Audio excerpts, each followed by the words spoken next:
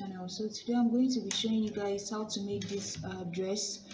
Someone sent it to me on Instagram. Guys, if you sent me a picture and I've not done the video, please be patient with me. I'll still get to your own request. So this particular one, I think, is because of the color of the dress that she wants the tutorial. So I'm going to show you guys how to make this dress. So the first thing, you might need about 2.5 yards of Akara fabric, right? So the first thing I cut out here is my basic bodice. The length I have here, my shoulder to waist, is 17. I added 1 inch to it to get the length, half an inch for joining the shoulder, half an inch for the bottom. And then the width I have here is just my chest measurement divided by 4 plus 1 inch. And then my back panel, as you can see, the fabric is folded into 2 for the back and then also folded into 2 for the front. So guys, after that, the next thing I'm going to do is just to mark my normal basic bodies. So first, insert my shoulder divided by 2, 8 inches, come down here 1 inch on the shoulder slope, insert my armhole divided by 2, so mark that here, and then I'm going to find halfway through this armhole, which is going to be 9, halfway through is 4.5, and then I'm going to go in on this 4.5 by half an inch, connect it with a straight line here and a curve down here, right? And then come down to this part here and insert my dart. So I'm going to be using nipple to nipple divided by 2, which is 4. Mark that here, and then I'm going to mark half an inch on both sides. My dart is going to stop 1 inch before my chest line. My chest line is at 11. 1 inch before that is at 12. Mark that here, and then this is going to be my dart. So guys, after that, you're going to divide your waist measurement by 4. Add 2 inches, 1 inch of this dart, and then extra 1 inch of side seam. And then I'm going to connect the two together. So guys, that's basically it. So coming to the neckline, what you're going to do is to mark 1 inch, 3 inches width, and then you're going to mark 1 inch for the back neckline, and then you're going to do 3 inches for the front neckline, just in case if you need more, you can go back in, but don't go over 3 inches. It's better to cut smaller and then go back in and chip off more than to go wide and then it's too big. You can't put back the fabric. So I started with 3 inches for the front neckline. So guys, after that, now the next thing I have to do is to connect the shoulder slope together. Now I'm going to just cut this out. So guys, I've gone ahead, split open my back so that I can have 2-piece panel for the back, cut out the back neckline, cut the shoulder slope up to the armhole, and then cut out the sides. So guys, now the next thing you're going to do is to cut out just on the front panel. The back panel, remember, you cut just the back armhole. So I'm going to chip off the front, this half an inch we came in here on the front. So guys, after that, now I'm going to also cut out my front neckline. And now we are moving to the back panel. Guys, you see, I also notched my dart here so that I can be able to transfer it on the 2 sides of the front and the 2 sides of the back. Remember, my back dart is going to go up all the way to this chest line, but the front one here stops 1 inch before that. So now for the skirt, I already also cut it out how I'm going to be using it. Guys, another thing you can do is you can cut the body just like a one straight bodice, right? One bodice, instead of doing the top and the skirt, right, and then joining it back together. You can just cut one straight bodice, put your ruffle, put the neckline. But I find that this 2-piece here, when you do it in form of 2-piece, it gives it more shape. That's why I'm doing it this way for this tutorial. So guys, the next thing, this one is for our skirt part. All you have to do is just to go back in again.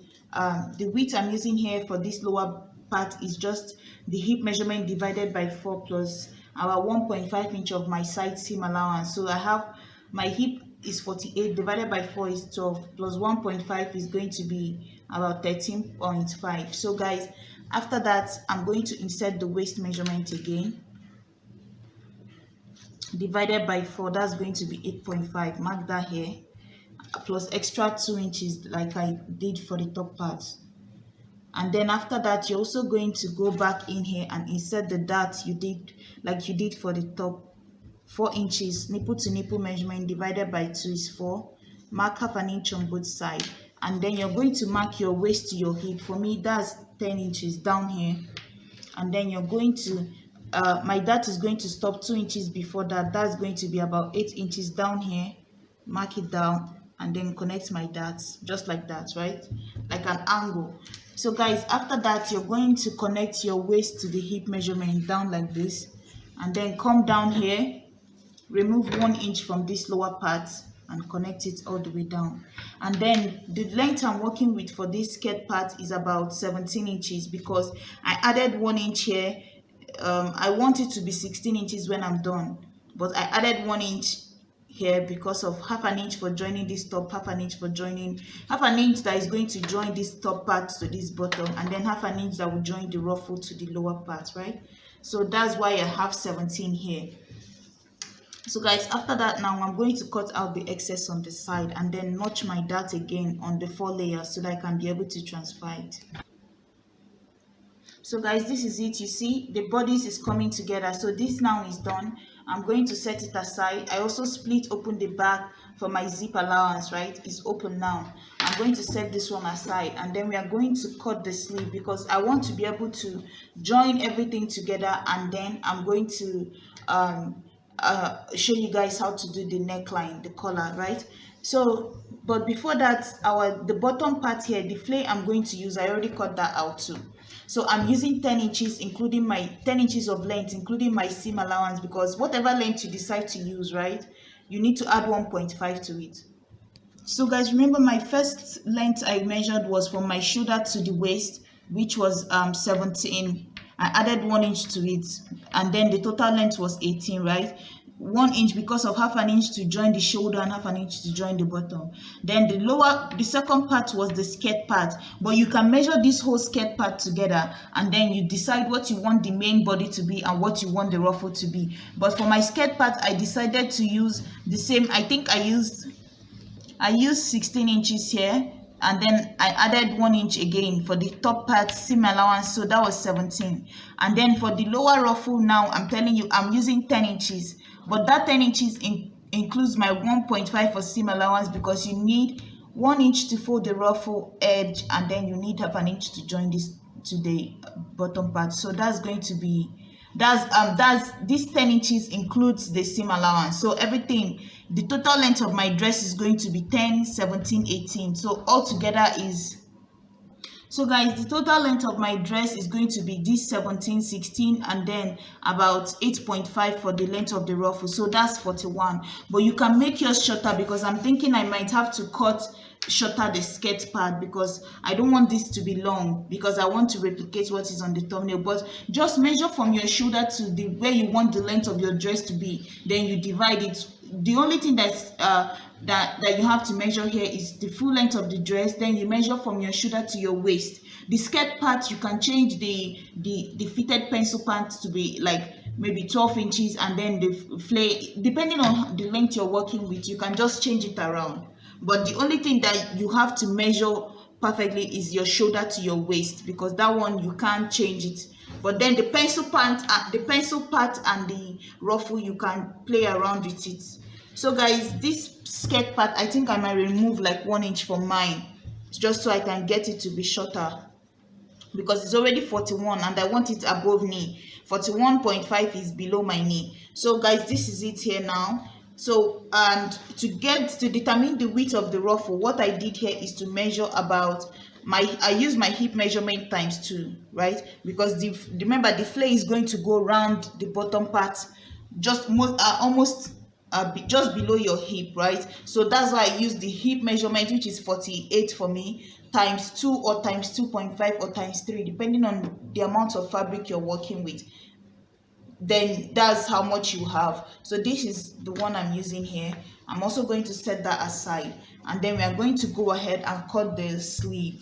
So guys, to cut the sleeve, I already folded the fabric into 2, just like how we mark our normal sleeve here. Come down here 4 inches. The width here is the armhole plus about divided by 2 plus 1.5, and then I'm going to mark from this edge here to this point. Halfway through that is going to be 6 inches. Halfway through this straight line, 6 inches, and then give it a curve this way and then a curve below it this way. And then I'm going to insert my sleeve width. So for me, that's going to be 7 inches plus 1 is 8 inches, and then I'm going to connect it this way. So that's basically my sleeve. I'm going to cut this out. So guys, this is it here. Cut the top part out, cut the side out. So guys, I'm going to go ahead and couple the dress together, pick my dart, and then I'll come back and show you guys how to attach the blue to it, the blue parts to the sleeve, and then finish up the neckline. This is the sleeve. I'm going to attach this to the bottom part here. So I cut out about 5 inches of width so that when I fold it into two, I'm going to have about 2.5 on each side, and then I'm going to use 1/2 inch to tuck it in. So guys, you can do 2 methods here. You can just take it the way it is and place it on top of this way, sew it down, right? Sew it down and then flip it down this way, right? Just join it to this and then flip it down and it will join this way. Or if you want, you can fold in 1/2 inch on this edge here and 1/2 inch on this edge here and put this in between the two this way and then sew on top of it down here. It depends on you. So the method I'm using is just to fold this into two this way and just make a stitch down on it and then turn it over this way. So guys, this is it here. I've sewn it, so I'm just going to turn it around this way and top stitch it. Just hold down the stitch with this extra seam facing up. You to sew it down, or if you want, like I said before, you fix it inside of this, just like how you make a band, a skirt band. You can do that method too if you want a clean finish. You don't want to have your seam out here. So now I'm going to just attach my sleeve to the body of the dress, and then we'll come back and finish up the neckline.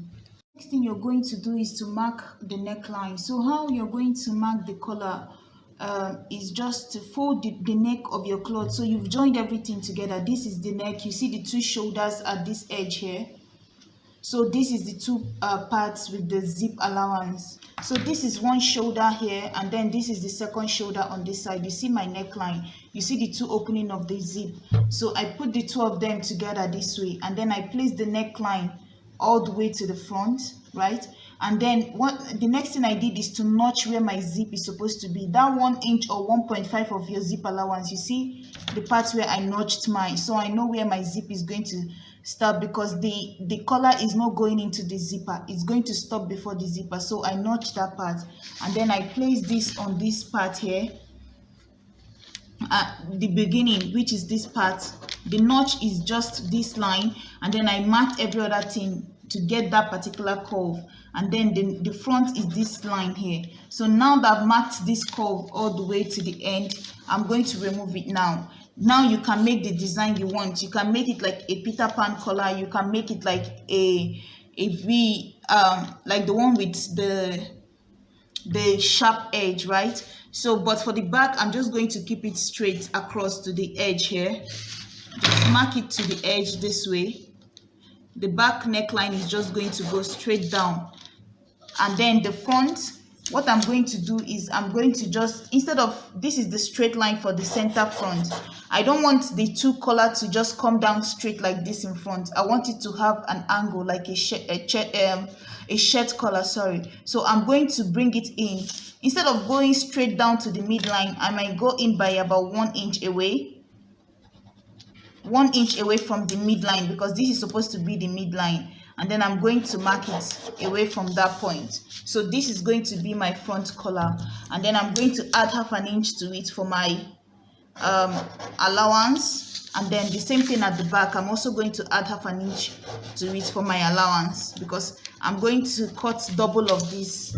And then in between here, it now depends on you what you want to do, the width you want yours to be. So I can decide to do 3 inches in between and then 4 inches at both edges here. So I'm going to do 4 inches at the back, knowing that you're going to still take away 1/2 inch here and 1/2 inch at the bottom. So I might just do 4.5. Let me do 4.5 here. So that will be at this point, because of the seam allowance I need. And then in between here, I can do 3.5, because I'll still need 1/2 inch to join the edge of this collar and 1/2 inch to join the top part. So I might be left with about 2.5 inch of width when I'm done. So now the same for this edge here. I'm just going to do 4 inches here, but I brought down the one at the back a little bit more. So now I'm going to connect it all the way to this point.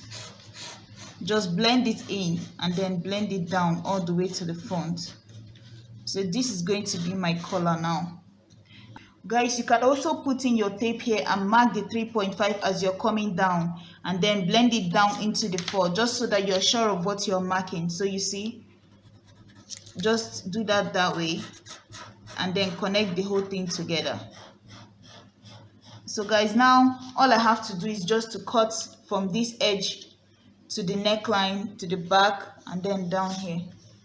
So guys, I'm going to be cutting 4 of these, 2 on this side, 2 on the other side. Guys, if you feel like the width of this is too much for you, then you can reduce it, but just know that there's going to be whatever you're doing, remember that the seam allowance of the width is included in this. So there's half an inch in here for this middle part, and then there's also half an inch in between inside here for the top parts here. So if the measurement left in between is too much for you, go ahead and reduce yours. Just reduce it from the edge if it's still too wide for you, if you measure it, because now when I measure mine in between, I have about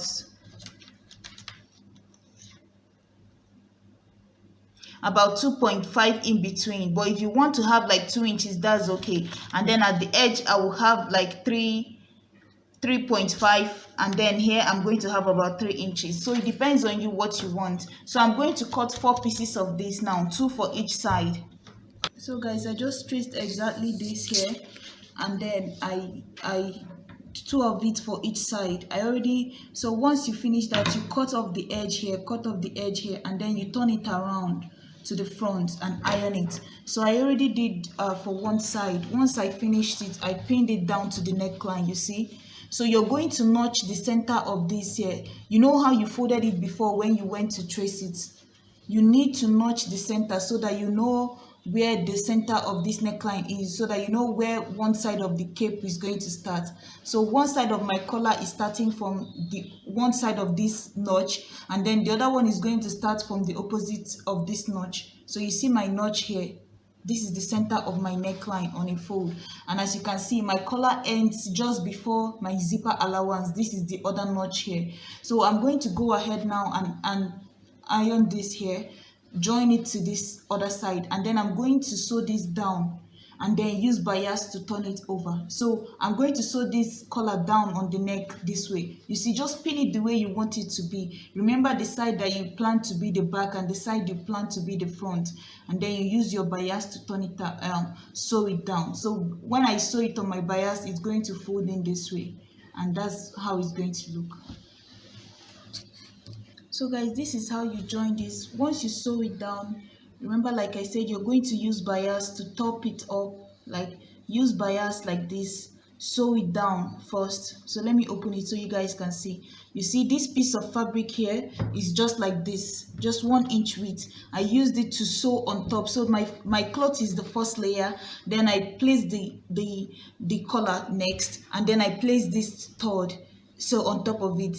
So I sewed it down first, which is this part that you're seeing now at this edge here. So you see the seam, and then I cut off the excess. Once I cut off the excess, and then I started folding it in. So you're going to take it this way, turn it around. Your seam needs to be behind it, so you're going to sew behind, and then you're going to fold it in this way. Cut off the excess and then tuck it in this way, and then sew on the wrong side under the collar. So you see, I was sewing under the collar all the way from one side, and then I'm almost at the end of the other one. So you see what it looks like here.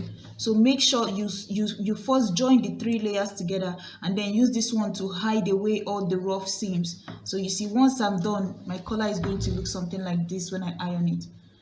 So you see, this seam is going to be outside. Until you raise this up, you will see the seam under, and this is what it's going to look like. Sometimes you can even turn it around and make it, sew it from the inside, like sew the collar, flip the collar in this way, and then hide your seam underneath it.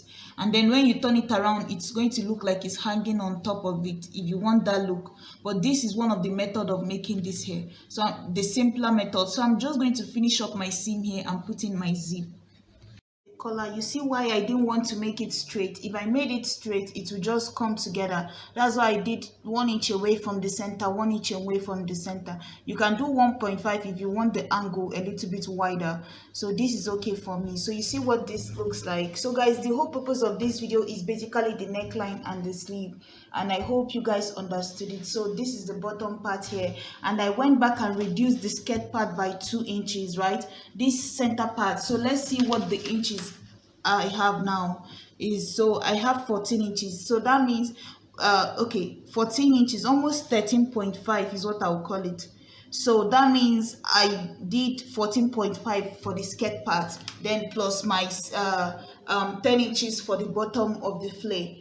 So that's basically it. So guys, this is what it looks like. But if you want yours below the knee, then you can make yours below the knee, but this is what I'm working with. So this is the back. Let me turn it around. So guys, you see what the back also looks like. So this is basically it. See the bottom part of the dress here. So thank you guys so much for watching. Please guys, like, share and subscribe. Bye.